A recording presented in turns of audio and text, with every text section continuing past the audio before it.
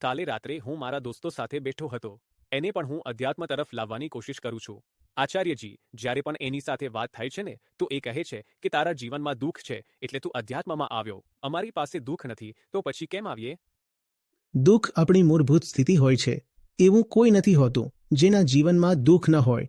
દુઃખ એક default stage છે જે બધાની જિંદગીમાં હશે જ. આપણે પેદા જ દુઃખમાં થઈએ છીએ. એને પણ છે, બસ એને ખબર નથી. અને એ આનાથી વધારે ખતરનાક વાત છે. દુઃખ છે પણ કાં તો તમે એને દબાવી રાખ્યું છે અથવા એનો વિરોધી છેડો. સુખમાં જઈને કોઈ પણ રીતે બચવાની, ભાગવાની, મનોરંજન કરવાની કોશિશ કર્યા કરો છો. એવું કોઈ ન હોઈ શકે કે જેની જિંદગીમાં દુઃખ ના હોય.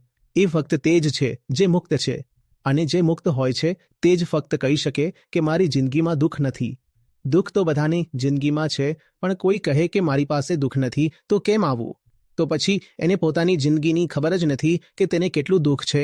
એને કંઈ પણ નથી ખબર કે તમે શું બોલી રહ્યા છો. ખાલી શબ્દ છે જે તે ઉછાળી રહ્યા છે.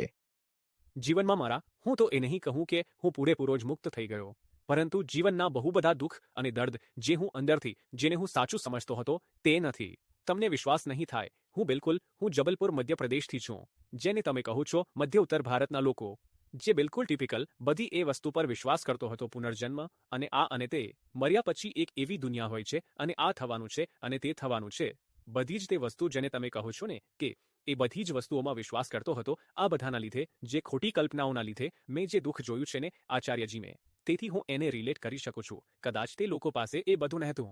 મે બી દે આર ઓકે. ક્યારેક લાગે છે. જેને હજી વાત સમજમાં નથી આવી રહી, તમારી કોપી છે ને આ. જી. ધન્યવાદ આચાર્યજી, હું દિલથી કહી રહ્યો છું. હું બહુ તમારો આભારી છું. બહુ વધારે આભારી છું.